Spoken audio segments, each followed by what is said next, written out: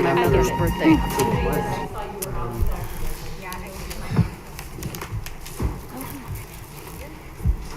Yeah. Good afternoon and Right. welcome Me too. to the Board of Education work session for Weld County School District 6. We are going to begin this work session the way that we do with all of our work sessions with board member comments and reports. And so I think Ms. Mash, we'll let you go first. Okay, it was so wonderful to get to be inside a school building again this week. We got to go to Jackson and Martinez and see the bond dollars at work and their new smart labs and their secure entrances. And that was just wonderful. It's wonderful to see how far our bond dollars are able to go. And I just look forward to when every student in the district gets to be touched by those improvements at their own school. And then we got to visit Greeley West High School. That was just amazing. Totally blows my mind because I am not an engineer and I just can't imagine all the tiny processes that have to go into that. So, talking to my mic. So yeah, that was just thrilling and amazing that we are on budget, on time, and when you see the rendering and then we go out and look at it and it looks the same. It's pretty cool. So as a parent, I'm very excited that my high schooler gets to go to school for 4 days a week. She's very excited. I think that will be excellent for her AP endeavors. So felt like a week of good news and fun things to do, and I'm feeling hopeful for the rest of this year and for next year. Mr. Talley. I also really enjoyed Friday. It was very fun to not only see all the great work that we are doing in our district in terms of building and renovating, but also to peek my head into and be able to interrupt some of the classrooms unintentionally and say hi to kids and have them ask questions and see what they're working on. And I can tell you that I'm really glad at Jackson that I didn't have to answer that math question because I had no idea what she was talking about. And I was like, I don't know, those are fractions and I don't do fractions. And then I'm also pretty excited for the upcoming few months, I guess, that we have left of school. Sounds like things are starting to really piece together, and with high school starting to return 4 days, I know a lot of students are very, very happy about that. And I really loved Carrie Smith's video that he sent out. I thought that was very entertaining and is very engaging and really put a positive light on, hey, guess what? We're coming back. We're all excited. He's moving out of the castle, all that stuff. So it was super fun. Also, would be remiss if I didn't say happy Social Work Month to all my social workers out there, and happy School Social Worker Week to all my school social workers out there. And also, I would never forget happy International Women's Day to all the wonderful women that are involved in everything within our school district and our community and our families and our students. You all really do make the world go round. So I literally wouldn't be here if it weren't for you. So appreciate it. You know your science. Not math, just science. Ms. Pappas. So hard to follow, Ray. I just don't even know where to start. I am really sorry I missed the visits on Friday. I know it was really exciting, and I too am so grateful that we have the bond money to make this happen. I was able, though, to do some read-alouds at Bella Romero and Billy Martinez and Dos Rios last week, virtual read-alouds, which was really a great time. I was very, very nervous about doing it, but the kids were great, the teachers were great, so that was an awesome opportunity. And then a big shout out to our collaboration that we have with so many different organizations. But I was in a meeting this morning, and Karina Martinez from the Weld County Health Department was talking about the services they offer to our community and the fact that they come to the Family Center on Mondays and Thursdays to help our families navigate some information. So that was good to hear, and just reinforce that we are so grateful for all of our collaborations that we have. Thanks. So on the school visits, I think the thing that I mean, it was exciting to see all the work that was being done. But the one thing that I heard that just kind of really sat with me was, you know, some of us asked, you know, how are the kids with all the construction and all the stuff going on around them? And we kept hearing over and over, it's like, the kids don't even seem to notice it because they're just so excited to be in the schools with their friends, with their teachers. So if that doesn't tell you how important it is for our kids to be in school, with all the noise and all the trucks and everything and all the extra people around their school, they just don't even notice. They're just ready to be in school and be with their friends and take part with their teacher and get back to what they used to do in the classroom. So that was really exciting to hear that, you know, our kids are so excited to be back. I know that I've heard from community members, they're excited about high schools being in person more often, and just getting kids back into the schools is exciting for them. So I think that, you know, it's always been a hard thing for us as school board, and I know definitely for you, Dr. Pilch, and kind of maneuvering this stuff. And, you know, you've always listened to everyone and then made a decision of what was best for teachers and for kids. And I just appreciate, you know, the due diligence that you do in making these decisions, because I know they're not easy. And I appreciate our staff for, you know, going with the ebb and flow of what happens around COVID. Everyone has just been so tremendous and great, even around the construction too. You know, that's really turned some things upside down in some of these schools, but everyone is just so excited to see the finished product and to be able to be in there. So kudos to the district. Thank you, community members, for passing that bond. It's so exciting to see all the construction that's going on. And at Greeley West, I almost feel like I need to go every 3 weeks because there's so much change. But it was exciting to go out in our hard hats and our vests and our boots out to the site and just kind of see, and as being a graduate from Greeley West, to see the changes and what it's going to look like is really exciting. So, Mr. Hafley. I'm afraid I have a lot. Read Across America was great. I think the last time I'd been in the building was March 2nd of 2020, and it was nice to be back and reading with students, and it was truly exciting.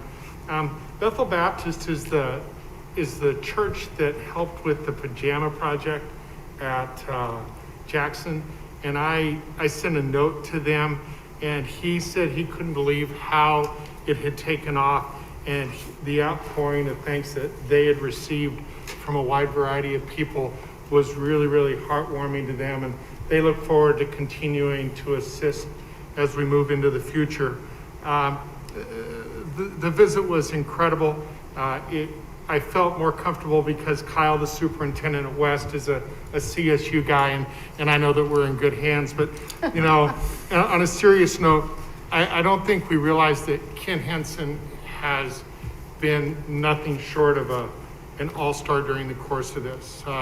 Moving from being a successful high school principal to knowing everything from conduits to door locks to how you do contracts. It's incredibly impressive. And so I know we really appreciate the things that you're doing, Mr. Hanson. The pathway construction contest that we saw when we walked in, wow. You know, we had all those different allies, and we had a wide variety of students out there. There were 6 young women. That was really, really exciting to see. And again, I want to thank all of our voters. But one of the things that's impressive is that everything is on time. And what that shows to our voters is that we're being responsible in a fiduciary manner.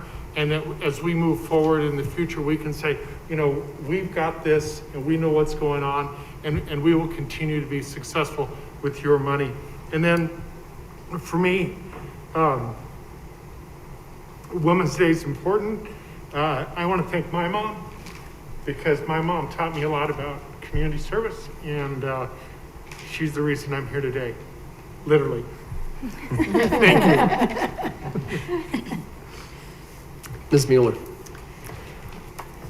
A couple things. I too enjoyed the visit, and I want to thank the principals and the teachers and the staff for inviting us into the schools and taking us into the classroom and to the kids. And I just have to say, I'm not sure the community always understands this or believes it, but every student I saw during our visit on Friday had masks on and were working very collaboratively. And I'm just super proud of students in our district, because they really really showed the best practices in keeping their cohorts safe. And I was proud of the teachers. I'm amazed always when I see the teachers at work because they have the energy and they just teach so much in such a short amount of time. And to the little girls I talked with at Jackson that were working together, thanks for sharing what you were doing and showing me your textbook. It was a special time to be able to talk to students again. To the construction personnel who helped us, I was really impressed with the foreman, and I don't remember their names, so my apologies, but one of them just walked with me almost the entire time and explained so much of what was going on. Explained kind of how the prefab type of work happens, and kind of the layout, explained a lot about the theater. So theater students and parents, that is going to be an extraordinary space at Greeley West, truly. And just so much detail. And I want to thank them for really talking to us about all the different details. One question did come up after the story came out, and I forgot to ask. As many questions as I asked, I didn't ask this one, which is, when students return, how is parking going to happen at West? And I didn't have the answer. So I will just say that's a question that came up. When students return in August? No, when the students return already after spring break. Yeah, Yeah. there will be some parking complexities, and we knew that going into this. Parking's gonna be difficult. Yeah. More difficult than it has been, because they've enjoyed a very large parking lot. Two. Yeah, Which one would argue you don't need two parking lots for one high school, but right. okay. I said I am sure everyone's doing their due diligence to figure that part out. Yeah, there's a plan. Yeah. There's a plan Cool. to manage traffic and parking, and Yeah. Okay. Mr. Henson saying it's all A-okay. The other thing I just have to say, and it's my last bit, that I was impressed with, is that a lot of times I know people may not understand why certain nonprofit organizations do fundraising, and we got to see the fruit of the labor of what Success Foundation does in those maker spaces. Those laboratory spaces are extraordinary, and it was a way to really connect the dots between the money that the Success Foundation Breakfast specifically, which is coming up in April, does to create these unique learning spaces for our students. So I'm really happy to have been able to connect those dots myself, and to be able to understand how also the bond dollars, we saw it in the flesh, that how this plays a role in improving our schools. So I too want to thank our voters for having faith in the district and our vision for improving these spaces at these different schools, because it really does make a difference for our students, and it does make a difference for the future growth of Greeley and Evans. So thank you for that. Thank you, Ms. Mueller. I don't really have a lot to add to that. I did think about the parking at West, though. Dr. Dattery and I had that conversation as we drop kids off at West every morning. So I was like, I wonder how this is going to work. It will get complicated, but I am confident we have a good plan in place for that. It was so great.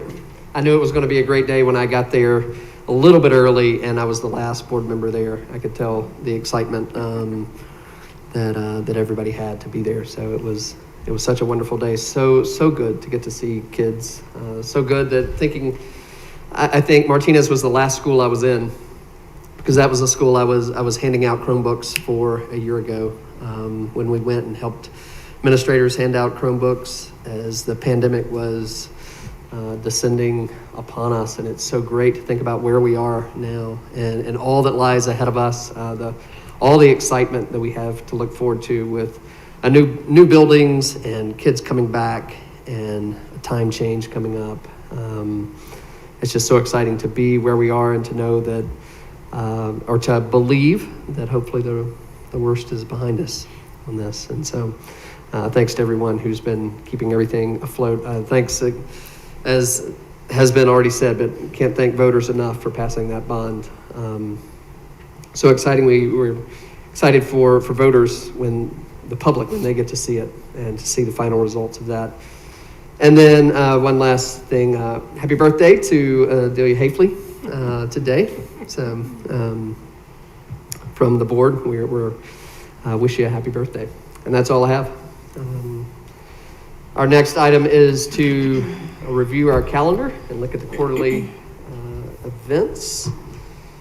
And so everybody just take a look at that for just a second and see if anything needs to be added to this.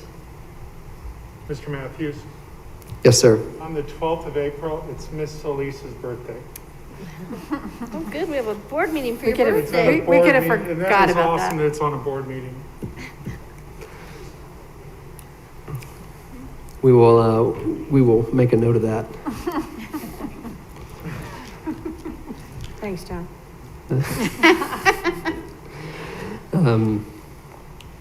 Anything else needs to be added? The Success Foundation breakfast is on April 7th. April 7th. Seemed like that was a long time away, but that's coming up.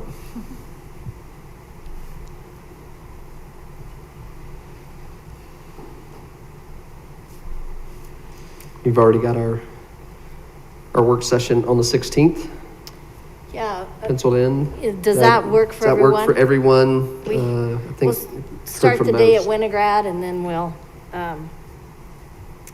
head back here and do the work session.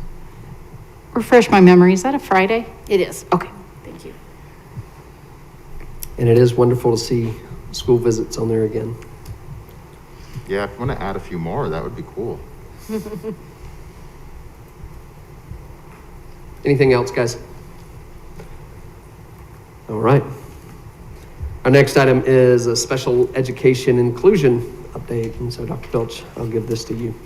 Thank you, President Matthews. So we've pulled this out of some other work in relation to the strategic plan where we would have updated you on student achievement, but really have some exciting information to share around the work that's been going on in our special education department and the work with students who qualify for special education services. And I didn't want to wait for that other update and really wanted to pull this out and shine a brighter light on it because this is a true success story.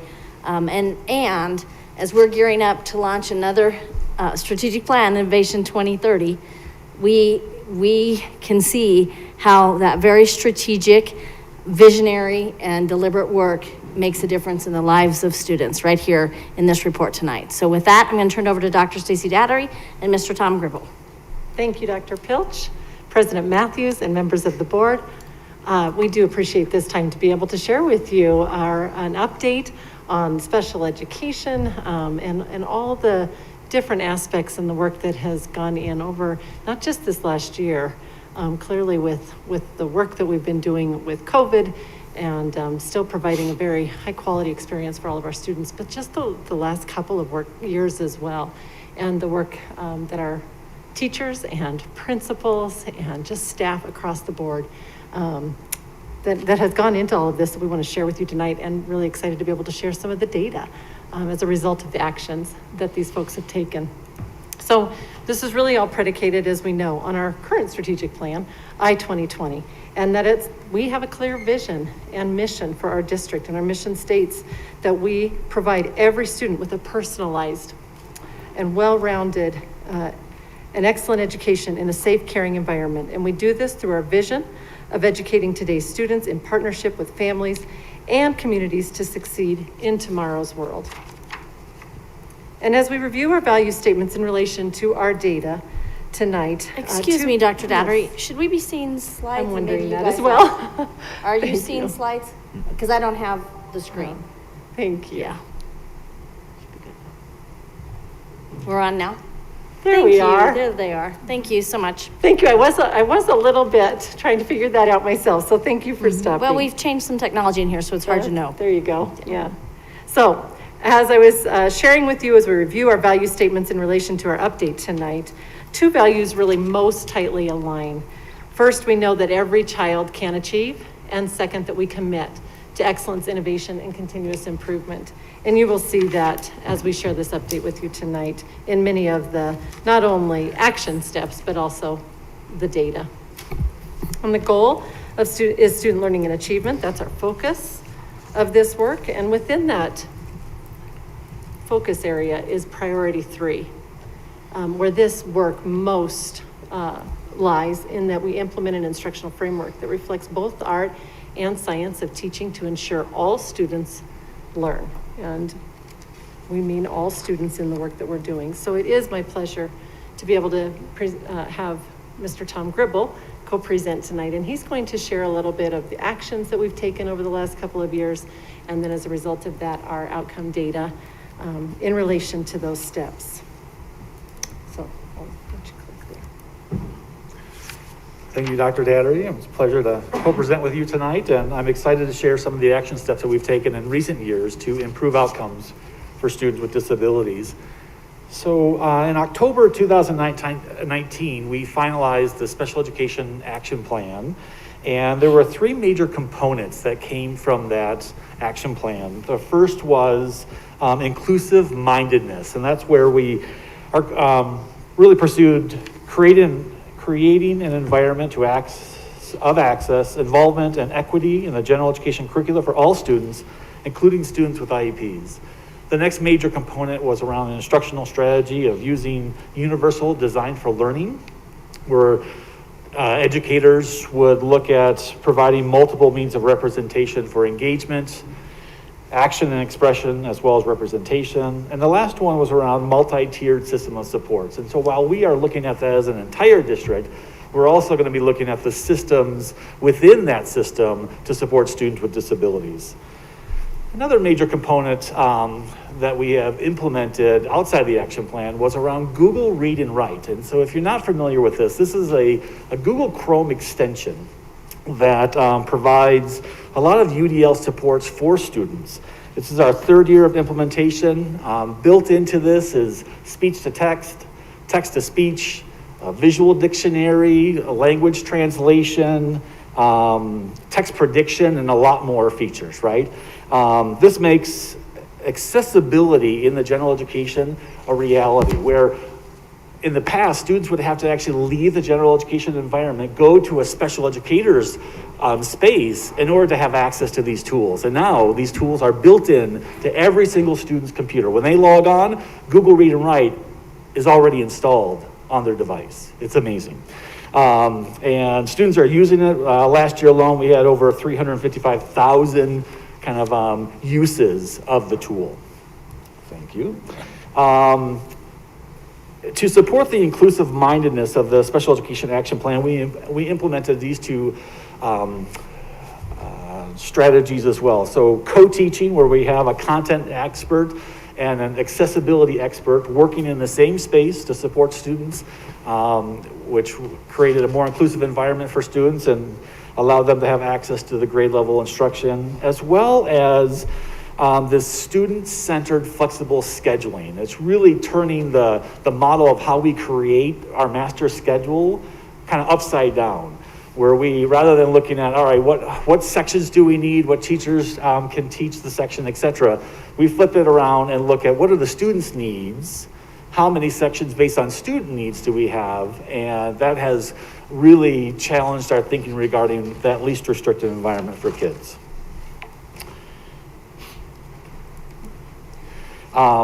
So as a result of our focus on inclusive mindedness for students, we have already seen a lot of impact on our student data. As Stacy talked before, we have a lot of folks to be thankful for: our teachers, our paraeducators, our specialized service professionals, building administrator, district leaders, our academic achievement team, our assistants, directors of special education. And this data is a result of many individuals and teams rowing in the same direction. So before we look at some pretty impressive graphs, I want to talk about least restricted environment, also commonly known as LRE. And really this is one way to measure the inclusiveness of schools and districts with disabilities. Really it's asking, where are students receiving instruction, right? And the data is pulled right out of the IEPs. It's not a test, it's really pulled right directly out of IEPs. And the federal and state agencies that look at this categorize it into these three major buckets. The far left-hand bucket, that red bucket, is 0 to 39% of our students with IEPs are in the general education environment. The next is that 40 to 79% of students with IEPs in the general education environment. And the last one, the green bucket, is the 80% or more. And it's this last bucket that gets all the attention. That's the one that shows up on the scoreboard. It's the one that we pay attention to. When people ask, what's your LRE? They're really asking, what's in your green bucket, right? And in fact, CDE has targets for districts regarding the percentage of students that are in your green bucket. And for the last couple of years, it has been the target of 71.7% of the students with IEPs are in the general education environment, which should align with our goals, and they do, and it's that most of our students are in general education most of the time. And so this next graph is our December 1 data for the last many years. So on the far left-hand side, you'll see the LRE percentage. Along the bottom, you'll see the last many years. That orange line is an approximation of that target, that 71.7% of the LRE. And you can see for the last 2 years, we have exceeded that state target. And you can see for the last 5 years, this slow and steady increase of the LRE data. And again, this is a December 1, kind of one snapshot of the district. And you can see that more and more students are in that more inclusive environment. But I want to just add to this. It's not just that more students are accessing general education, but we have more students accessing a more inclusive environment because our student population, our students with disabilities numbers continue to increase. And so not only are we increasing the number of students, but we're also increasing the inclusive environment. The next slide here, again, the LRE percentages on the left-hand side. The subgroups of students with IEPs are on the bottom. And you can see that each bar here represents a different school year. And the takeaway here that the increase of the inclusive environment is affecting all students with IEPs of all races in a positive way. This next graph is my favorite graph.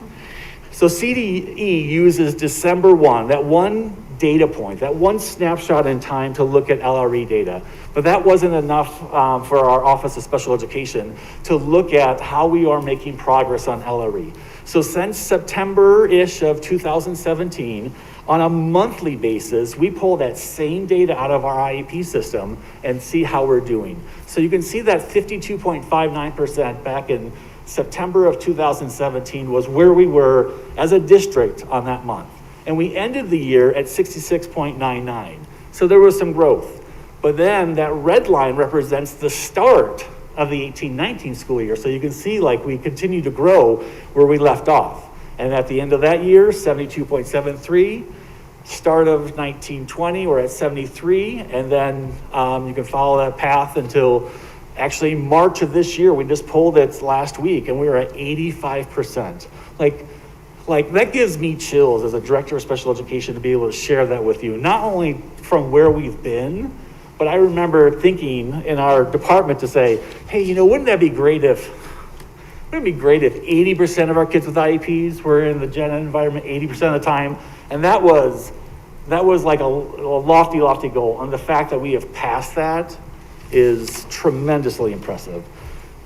This is Stacy's favorite graph and my second favorite. So this is, if you look on the left-hand side, this is our graduation rates.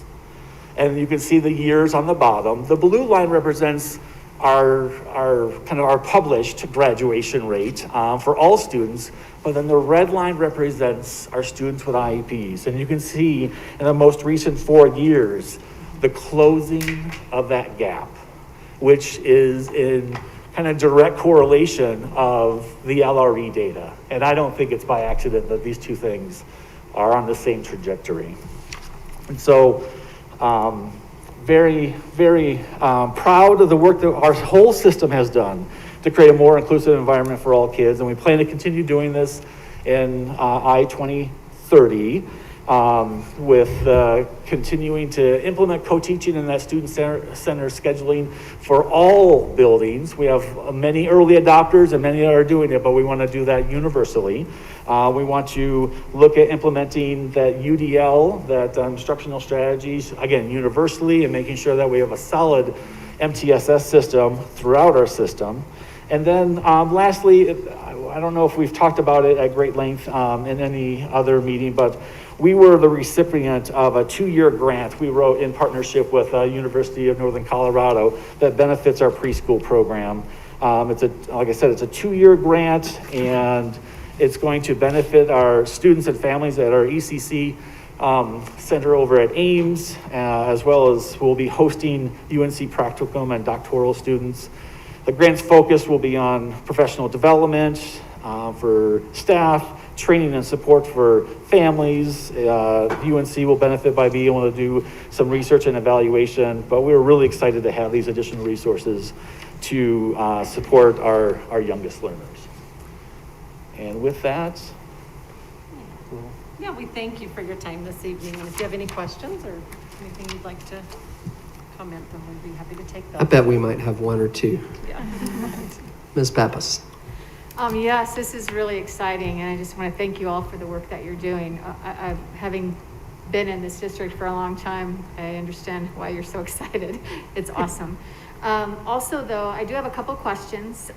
One, as you talk about that Google Read and Write, so can you just give me like a more in-depth picture of what that actually looks like? So I'm a student, and I'm in a grade level. I'm accessing grade level content. I'm in a regular ed classroom. What does that look like for me, and what support do I get? so like how we would use it or what it actually looks like? Both. So, it's an extension on Google Chrome, so the student can, mouse up and click on the little purple puzzle piece, and then another like additional toolbar pops up, and it works seamlessly with Google Docs, right? And so you could easily, click on the microphone and it pops up, and then as you are speaking, it will go from text to speech, and it will write it out, and it's got Google's brain, so it knows, it thinks about what you're trying to say, and it kind of builds in some of those corrections, even if you were saying it verbally. And it does text prediction too, and so they've studied hundreds of thousands of books, and it also kind of thinks about, you're talking about science, and so you are likely to think, want to use these words because you're talking about biology. It already starts to think for you, and you can mouse over it and it will read it to you, and it will do it in different languages. And so not only is it supporting students with disabilities, but you can imagine it's supporting our English language learners as well. Right, so they're getting that additional academic language and academic discourse. And then are they doing that independently? Is there a teacher supporting them? Yeah, both and. So teachers have been trained through kind of on-site professional development, and then that is, teachers are training students. So students are independently doing it, and then sometimes it's a kind of whole group piece.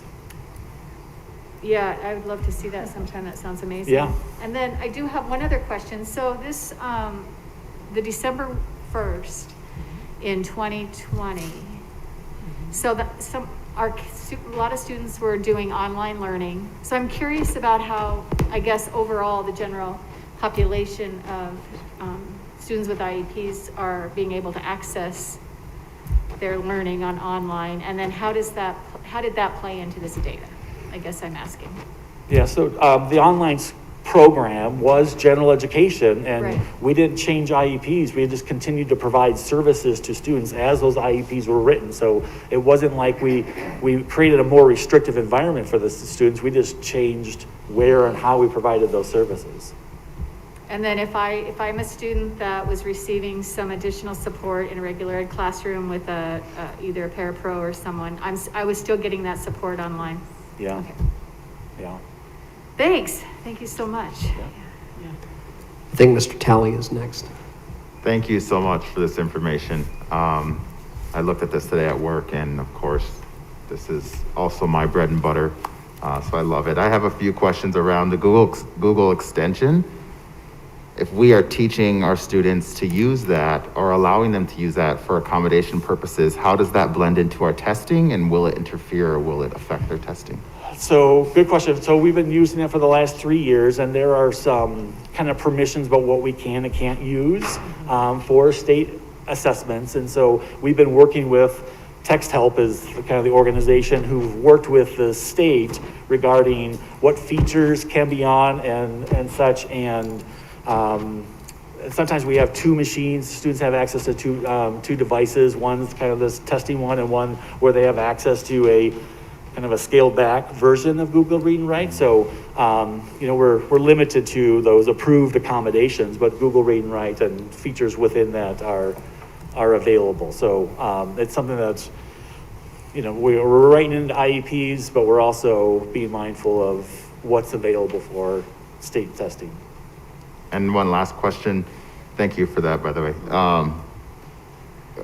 As we're reading through this, the first thing that probably comes to a lot of people's minds is around academics and IEPs and students with IEPs and academic goals, things like that. Can you touch a little bit on the social emotional goals and how we are keeping kids in a least restrictive environment that maybe don't necessarily need the academic support, but more so the social emotional? Yeah, I mean, think about some of our most inclusive schools have some of our most intensive programs, right? And so I think that is kind of speaks to, I think of our schools with our specialized behavior programs, their LRE data has significantly increased too to support them. And then rather than that specialized program be where kids spend all day long, no, now it's a resource that they access as needed. And they're in the general education environment. So when we think about the inclusive mindedness, it is shifted for some of our, our significant support needs programs as well. And so the SEL goals are obviously in the IEP, but we have kind of changed the conversation as to where those needs or where those services can be provided, right? Mm-hmm. It can be pushed into the gen ed environment or into a general education group rather than always a pull-out scenario. Okay, and I just want to again just reiterate, thank you guys so much for all your work, not only on this presentation, but all your work in the district and your staff. Please thank them. I know some of my close circle of parents who also have students that are on IEPs really speak highly of our programs and our MAB program and everything like that we have in the district. In a way, we are very inclusive, and I really, really appreciate that as a parent of a student on an IEP. I love it, and it definitely goes from the top down. I love everything you guys are doing. Thank you so much. Thank you. Mr. Havely. I concur with both Ms. Pappas and Mr. Talley. Thank you very much. Appreciate it. My comment is, with the focus on student needs and the idea of co-teaching for what's best for our students and the multi-systems or tiered systems of support and the universal design, it doesn't work unless you have the idea with all of our educators that we want to be inclusive and all of our students are important. And I think that's a top-down focus, that we have made all of our students important, and consequently we are much more successful. And I know that nothing but great things will be in front of us as we move forward. So thanks to you and your staff for doing that. Ms. Elise. So my question is, have parents noticed, and have you gotten feedback from parents? Yeah, in multiple ways, right? I can think of a preschool example where this most recent year we've kind of really restructured how those specialized programs are, and there's a student with kind of more significant needs who had historically been in that separate classroom, and we made that significant shift, and the student was imitating their peers in a way that she has never done before and interacting with other students that she had never done before, and the parent said, I hope you never go back, right? Even, so there's, countless examples of, just students having more access to their general education peers, being successful in that environment, and that success is breeding success. And so yes, we've had lots of parents who have been on board, and some who have a little bit, hesitant because, little Tommy was always in that separate class and he was successful there, and we were like pushing everyone have them be in the general education environment. And there was a little resistance, even from the student. And then all of a sudden they were seeing the success and getting a lot more public kind of praise and attention. And so it's been pretty impressive kind of throughout the system. Staff and parents alike have been just kind of champions of this. That's exciting, and change is hard for all of us, so I get it. Yeah. Yes, and parents are involved in every one of those individual education plans. So they are partners in that work, so that's really that feedback that we get. It's with every parent in terms of not just feedback, but input into what does that look like for their child. So those are annual conversations, and sometimes even more than that, depending on the needs of the students. So, yeah. Thank you. Mm-hmm. I have just a few questions myself. And those stats that you presented, those graphs are pretty amazing. And those are numbers that I can remember seeing when I was on DAC with Ms. Mueller. And I'm just wondering what you feel like the catalyst for the change has been. And has this been something that you've been pushing and pushing and pushing a little bit at a time? But just looking at the graphs, it looks like in the last couple of years, you've really started to see a lot of results and success from the work. So is there a specific catalyst for that success? Do you want me to answer it? Sure, that would be wonderful. So you all may recall that several years ago, we said we're going to do a special education. Well, first we did the ELD audit, and then we're going to do a special education audit. And what we learned in working with West Ed as they evaluated that work and our work around inclusiveness is we learned that we had a ways to go around really moving in terms of inclusion and co-teaching. So the work really began with our English language learners. And we brought in Dr. Richard Villa, who is an internationally renowned expert in inclusion. And we began that work with him and with Toby King from Colorado Department of Ed, who also is an expert on inclusion. They began to work with our building teams at our thing that we call Summer Institute a few summers ago, and began, developing beliefs and practices among those leaders from every single school. And then those leaders took that work back to the buildings, and they have led that work under the leadership of Mr. Gribble and the assistant directors in special education and Dr. Dattery. I mean, it's been a big team effort and a big lift, but it is a result of having a very intentional strategic plan that said we will audit these programs, and then we will build a plan to change the data that we're getting from the students in those programs. What would you add, Mr. Gribble and Dr. Dattery? I think making the LRE data public too, like internally public. So it's not just the December 1, but we share that month-to-month scorecard, if you will, with our principals, and they can see each other's. And so there's a little bit of a competition, but it's the shifting of the mindset, which was of the three prongs, the one that we had to start with, right? As Mr. Hafley talked about, like, it's that mindset. Like if you don't believe that all students can learn inside the general education environment, UDL strategies are not as effective, right? And so from I-2020 to, a combination of all these factors, it's not, I wish it was one thing, right? That would have made it too easy, but this is a combination of so many different contributing factors.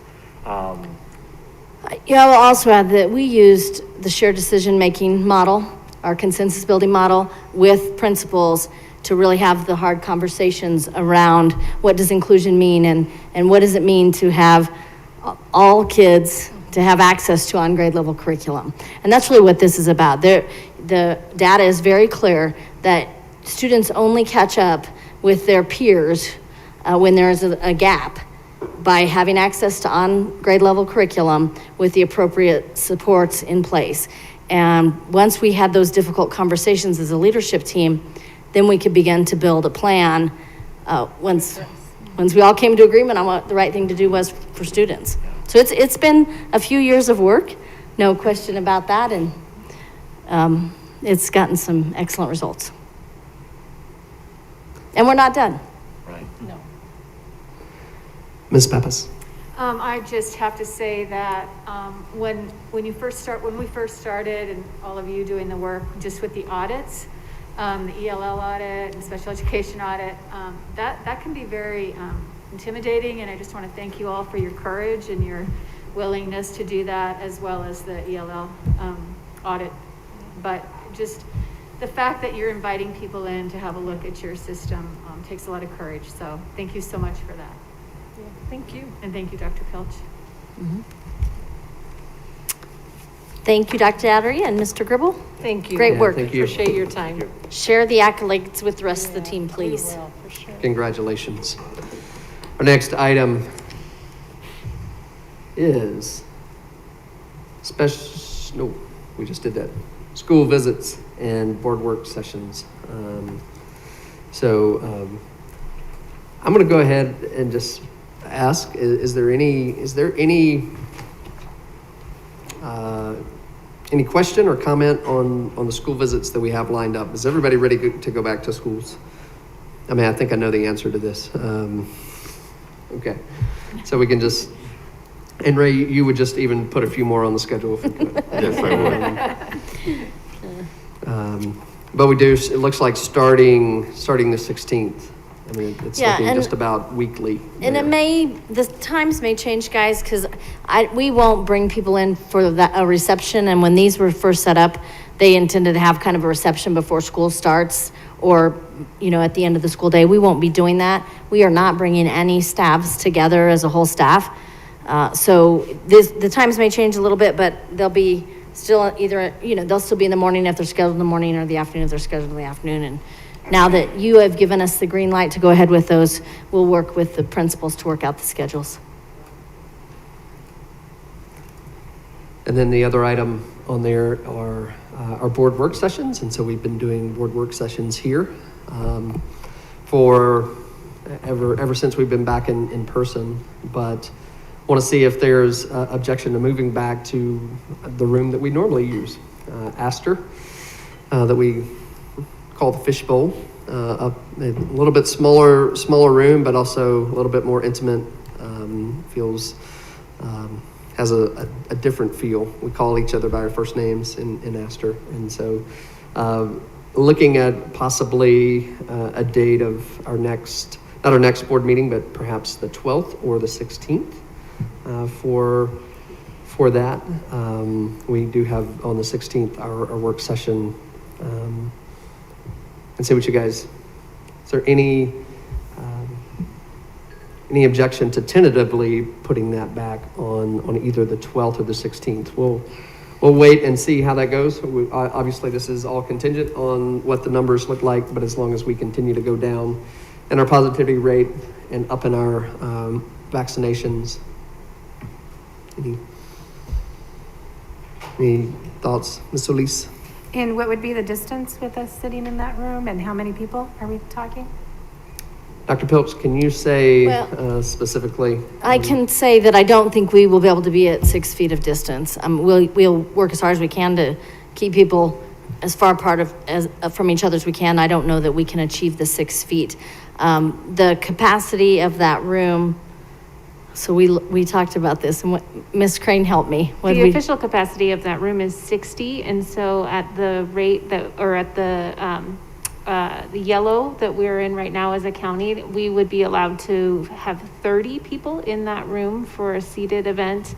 Obviously, we will not fit quite that many people in with spacing. But we know that between the board and any presenters that come in, and then anyone who wishes to attend, since those would still be open meetings, that we could not go over 30 in that room. But potentially, we would be looking at a similar size room to the people that we have right now, correct? Correct. If we counted this group, and this is... Correct. And by April, all of our cabinet will be vaccinated. All of you all will have been fully vaccinated. So the folks who might not be vaccinated would be guests who would come to observe the work session. But we could work to have the seating of the guests further back. Well, we can't make a decision on that, but that's something for everyone to ponder. And we'll just continue to have that discussion and wait and see how we do. And I'll tell you, what the President numbers look like. Matthews, all boards and, councils are having, everybody's trying to figure this out. The community boards I serve on are trying to figure out, do we bring people back in? We've been back in, so we are in, but they're trying to figure out, what kind of venue is best to use in this environment, and when is it time to bring people in? When is it time to take masks off and meet? So all those pieces that, I know Chief Gates and I talk about the city council, and I check in with him and say, so where's the city council at now with this? And so it's a challenge, I think, for every board. Can I add, sorry. No, go ahead. I just think we are the governing body of the school district, and we want our students to be in a classroom with one another. Granted, they are cohorted during the day, but not at night. We don't know what they're doing after school. And so I just think it might look a little better if we want our kids to be in the building in classrooms together, if we are then meeting in a room together. Does that make sense? Yeah, if we are in a more intimate space, just like our kids have to be in the classroom, so we're not saying, yes, it's safe for our kids to all be in a classroom, but yet we are still saying it's not safe for us to be in a smaller room together. I hear you. Modeling behavior is what I'm picking Thank up on. you. Yes. That's why And you're here. I actually do agree with Ray. I think that we do not ask our teachers and our students to do things that we're not willing to do. And I do agree that, especially with the CDC guidelines that kind of came out today, the announcements of expectations of people who have been vaccinated or what they now could possibly do, I think that it isn't a concern for me. I'll just put that out there. It's just, I think we've all been very safe and trying to be attentive to the guidelines, but I think it is possibly a point where we need to say we have faith in the process and we've all done our due diligence and it's time to meet back in the space we always have. I will tell you that eating together continues to be problematic. And today, we quarantined a few staff members who have been eating lunch together because one of those staff members tested positive for COVID over the weekend.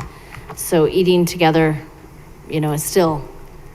But if we've all been vaccinated, we would not need to be quarantined? And we may get new guidance before we implement any of this. Well, the guidance is if you've been exposed to COVID and you've been fully vaccinated, you do not need to quarantine. Ms. Solis? So the only difference I see with what we're doing versus schools is we're not allowing strangers to go into schools, and this is an open meeting. And so that would be the only big difference that I would want to make sure that we reference. And I appreciate that you said that we would keep them towards the back of the room, but that is a huge difference. And as a teacher or a parent, I would be concerned if there were people going into my kid's classroom. Right. So that is a big difference for me. Yeah, that's a fair point, Ms. Solis. And so, Mr. Henson, will you make sure that we can have, if we do move in there, that we will have 2 of the air purifying machines in the room too, please? Ms. Mash? I just wanted to add to the modeling conversation, and I definitely think I know we will continue to follow specific guidelines, but we also need to model our faith in the science of the vaccine, and that if we're fully vaccinated, we are, whatever level of safety the CDC says that we have, we need to model that we believe it. And that's why we got vaccinated, and that's why we're encouraging the vaccine as well. Again, we don't have to make a decision tonight. We're not looking at anything in quite the near future. So we need to move on to our community engagement and reflection on I-2030 community input session. And so Dr. Pilch, I'll give it to you just to start us off on this conversation. Thank you, President Matthews. I think we were also excited about the school visits last week and getting to be in some classrooms and buildings that we forgot that the week before, on February 24th, we did a significant community input session for Innovation 2030 and had at one point our highest number of participants. We had 188 participants total. Yeah. So really a significant event with lots of input from community and staff. and students and you all. So I know that not all of you were able to be there the entire time. And so, but I do want to give you all a chance to just do some reflection on how that afternoon went for you and just to share kind of your feedback from that afternoon. I will share the next steps. We're meeting sometime this week with the steering committee. Wednesday morning. Wednesday morning, went back with the steering committee, and they're going to make sure the objectives are finalized, and then they're going to work on outcomes and and we have some of the outcomes recommended right now, but they're going to work really hard to get the outcomes that we will be looking at to say, we're hitting success with Innovation 2030. And then we'll bring that feedback back to you all at this work session on April, what was the date, 16th? 16th, Yeah, April 16th. We'll bring that information back to you all to work on the 16th and to give us feedback. And, we're making nice progress, really. And it's amazing to be doing this work in the middle of a pandemic and making the kind of progress we are. So I want to give you all a chance to reflect and share a little bit. And however you'd like to do that, President Matthews, you just want to go around or ask who wants to go first? Let's go around and do just it? hear from different people. I'm curious as to how we all broke out into separate rooms, and I'm curious to hear how everybody's conversations went. And so I'm looking this way, so I'll start with you, Ms. Mueller. So I just have to say, every time we use the consensus model, I become more and more impressed with the professionalism and the inclusiveness that it provides. I had a group that was a mixture of school staff, a school principal, a teacher, and a community member, and of course, someone from the cabinet who was the facilitator, and myself as the recorder. And I just love that there was such a mixture of people from the community there. I appreciate the other elected officials who made a point of committing to be there. And yes, I saw, Roy Otto, I think Lori Sane was on the participant list. I just kind of flipped through to see who all was there. So thank you for engaging in this process and partnering with us to provide a better vision for our future, for our schools. I really actually enjoyed the day thoroughly. I know recording puts a little bit of a task upon us to get the words down and to do our job, but I had just a lovely time with my group. It was very professional. Everybody shared. Everybody was very constructive. It was just a very positive day. So I thank you for the opportunity to participate in it. Mr. Hafley. I would concur with that. I think that there's been a theme, Dr. Pilch, since you arrived with the consensus decision-making model that, we've really strived to be inclusive in all of our decision-making and ask as many people as possible, whether it was with your hiring or doing Innovation 2030. And I think that has created confidence among our community that they're willing to come and they're willing to share. And I need to compliment you and all the people involved. I need to say thanks to Ms. Myers for putting up with me typing. She did a great job of leading us, and we had a very diverse group. And you know what? People aren't afraid to say what's on their mind, and they don't view it as attacking us. They view it as creating thought. And I'm very, very appreciative of how it turned out, and I also enjoyed it very much. Ms. Elise, I know you couldn't be there with work conflict, or I don't think maybe you were there. I was I there. can't remember. You were there. Okay, great. That was a So, different Zoom meeting. The one thing that I really want to make sure that I touch on is, as a community, we don't agree on everything, and we've seen a lot of polarization when it comes to politics and things. But this district, this board, our leadership has really done a tremendous job at bringing this community together. I mean, I look back and we passed an MLO, we did a bond, and we had all of these participants sign up for this event, even though many of us may disagree on other issues. We all came together for this district and our students. And I just feel like I really need to make sure and say that, because we don't have those moments as often as I'd like us to in our community. And it happened there. And in being in my group, I still think that there's room for us to improve when it comes to communication on what we're actually doing in the district. There's still some people that are a little confused of, what's happening, what's not happening. So just, having the opportunity to kind of let them know and let them in and kind of talk about this stuff is really exciting. And then just to hear their passion and ideas about the future. I mean, there were some great ideas being put in our group and suggestions and just the hope for our kids. So I just really appreciate the community coming together and really having good conversation about what our future is as a district. And I hope that everybody stays this engaged in this district, because as a community, this will continue to bring us together and we'll do great things with our kids. So that was the biggest thing I took out of it. And again, the ideas and stuff like that. So thank you. Thank you, Ms. Solis. Ms. Pappas? I agree with everything that's been said so far. I would just go back to highlight the fact that this work is continuing during this pandemic, and the planning for the process. I mean, the steps that we've taken to get to that day, I think were, I know we're very intentional. And the fact that soon we're going to be able to put adopt our strategic 2030 is pretty amazing. And I think we need to remember that, and thank you so much for that and the work of all the staff. I really appreciated the opportunity to have a role and be able to listen and not participate. It actually was very freeing just to know that all I'm doing is taking down really quality thinking.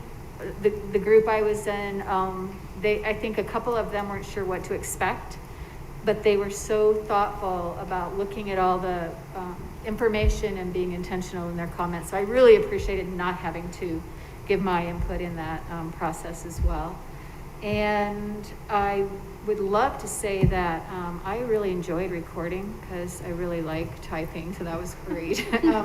But Megan was amazing. And just the fact that I think all of the cabinet members that have been involved in this process, I think that's very unusual. I don't think you can go to many districts and have this many people working together to create and develop a plan. So I thank you all for that. Mr. Talley?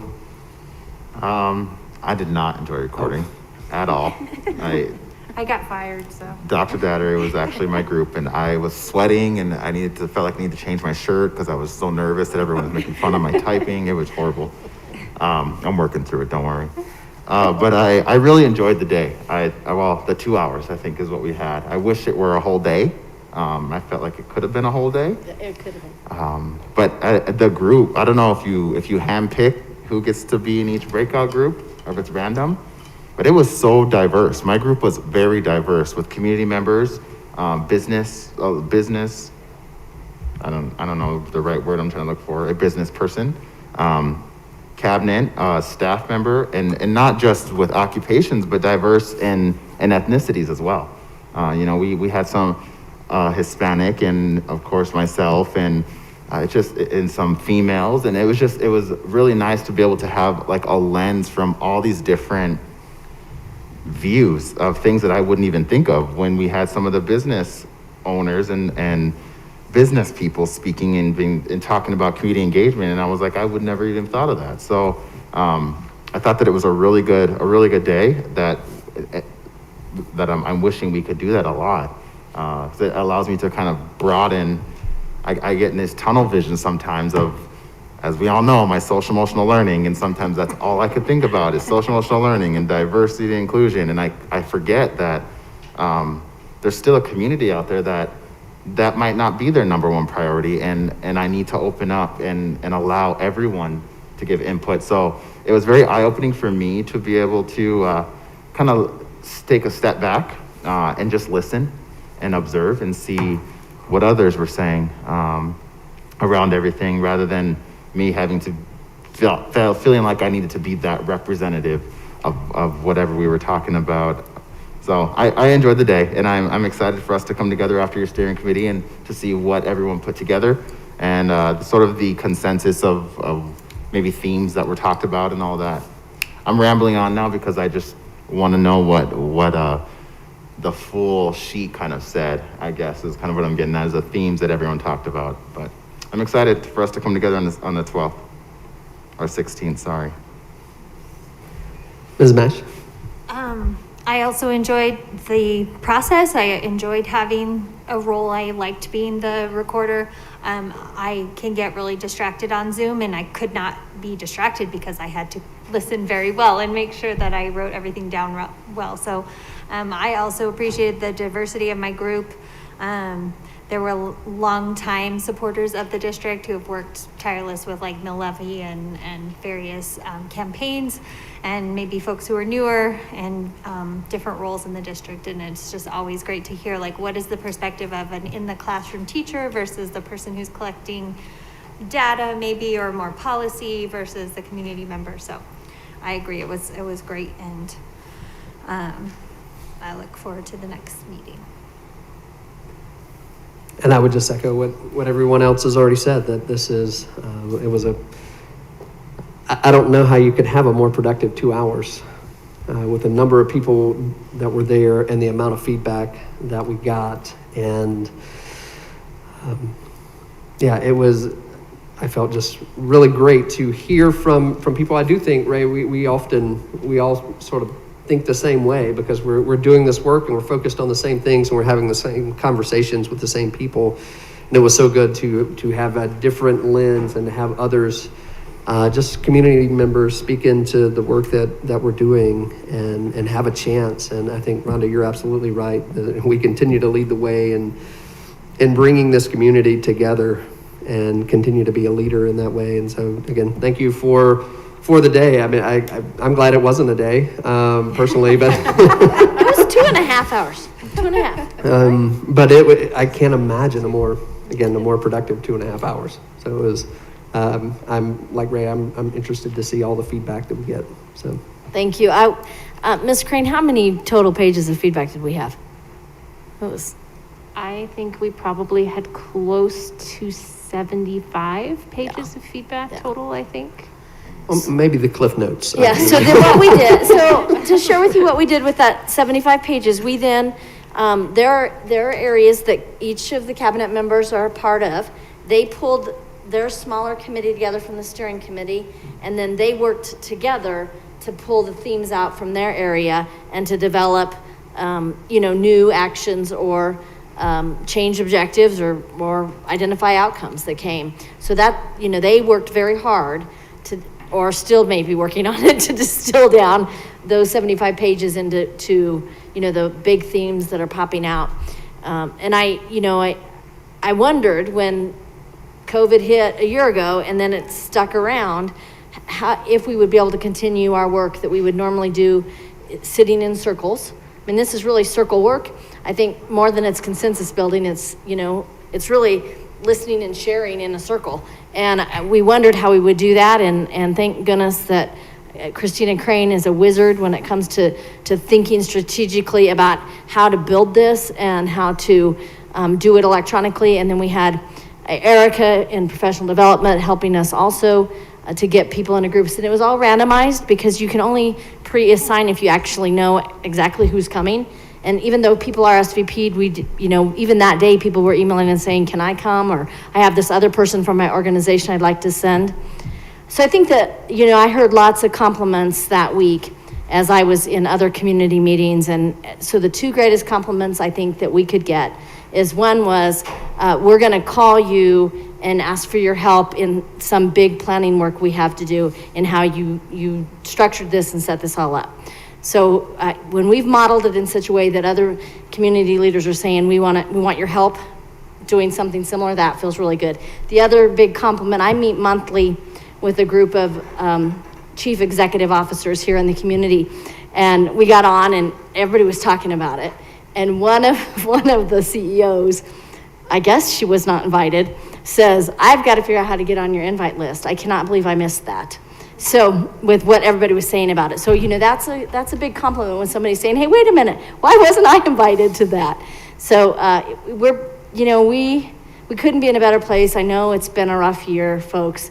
And Rhonda, your words, thank you about all the decision-making that has had to be made. It's been a rough year, but to know that we're continuing to move the system ahead. And, I don't typically use this time to complement my executive team. Most of the time, I just expect them to keep driving and doing the work because it is their darn job to do the work, right?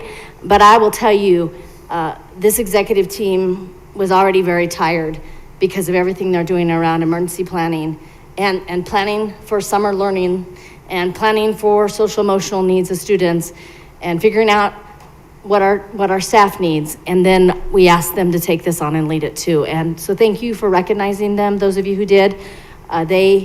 They have worked hard, and I hope, and I'm encouraging them to take some time off next week over spring break. Can I add one thing? I do have Sure. to say, I appreciate so much your staff, but I really have to say I appreciate Christina so much for guiding us through the technological. Yeah. You know, we didn't really know what we were doing, and I have led classes and set up breakout rooms, and there is a little bit of mystery of how it's all gonna flow and if it's gonna work out and if their Wi-Fi will suddenly, drop out and they won't be there. And I have to say, I just did not hear of any technical problems, and people were there and they were present. And I know I was nervous about recording into the worksheet we used. And thank you, Christina, for meeting with us early to walk through it, for constantly being available via text when we had questions. People don't see the behind the scenes stuff that happens, but Christina's really the behind the scene person who keeps it all together for us. So thank you for And that. imagine having me to manage. Well, you probably do imagine it. More than imagine it. I will just close with saying that I think I can speak on behalf of Christina and myself in saying thank you for letting us lead in this way. Thank you for allowing us to use this model throughout the system, and thank you for letting us lead this way. Thank you. Our last item is to debrief the work session. And so, Ms. Mash, why don't you go first? It's a great work session. We're ahead of schedule. I know, that's always good. I do feel like we've had other board meetings, potentially like a year ago that everything felt so heavy, and I just feel like things are feeling a little bit lighter, and maybe it's the sunshine also. But I will be ruined for serving on any other board after this because it's so it's easy in terms of the relationships, and so it's, even though it's hard work, it's easy to do. Ray? I think everyone in your cabinet deserves an honorary doctorate. Just with all the themes and having to read through everything, that's a dissertation all by itself. So super appreciative of all their hard work. I really, truly enjoyed the update with the special ed. I think I could probably sit with Mr. Gribble for like a whole day and just have him tell me everything that he's doing because I'm so invested in that. And partly because it's personal to me. It just means so much to me to hear that the work that is being done, and this is going to sound super selfish, and I apologize if it does, but the work that is being done in this district is truly setting my son up for success. And it makes me almost emotional because a year ago today, maybe not exactly today, but a year ago, I questioned if he would ever even live independently. And now this kid is like, get out of my room so I can get dressed and brush my teeth and put my shoes on and eat breakfast. And I'm like, I had to tell you to put one shoe on, take a 5-minute break, and now there are parents out there that feel the exact same. So thank you all so much. Well, Ms. Pappas, you have to go after Ray again. Okay. So I would just say that it's nice this work session was nice because it was a full work session and we got a report from Stacy and Tom, and I thought that was I just really appreciated hearing that as well. But I would also say not only to Cabinet and Dr. Pilch, but just if we can do anything to make sure that people do take spring break off. I just think people are really, really tired, and I think that as a teacher, sometimes you think, oh, okay, I'll take most of the week off, but I'll still go in and work one day. Take the entire week, is what I would say. Well, we could lock the buildings, Mr. Henson. There you go. I know, We I could know. turn those badges off, and then they couldn't go in. No, I wouldn't do that, because that would like take Right. you over the edge. Right. But I just feel like sometimes we just forget how hard people are working. Right. And I'm not working, and I'm tired, so I just really hope that people do take time off. Yes, thank you. Rhonda? Great work session. I appreciate all the updates.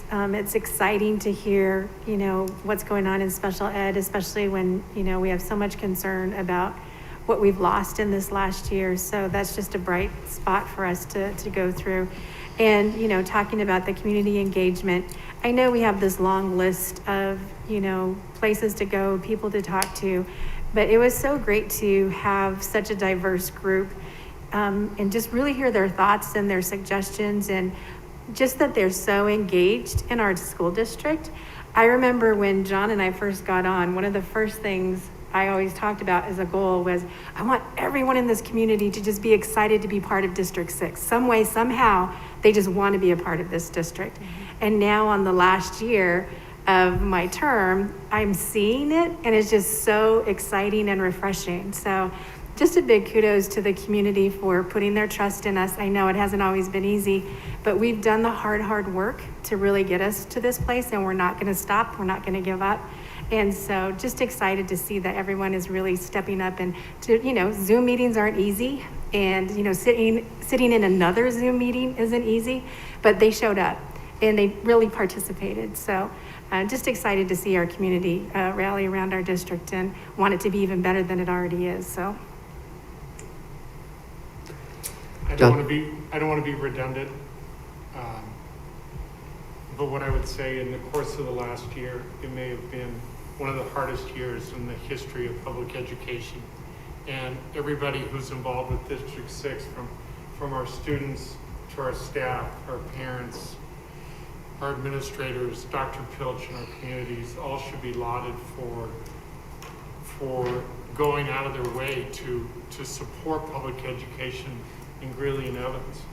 And we need to be excited by the fact that we are liked and respected, and I will always be appreciative for this year, because it's been hard, and each of you deserves credit, and thank you very much for your efforts. Pepper?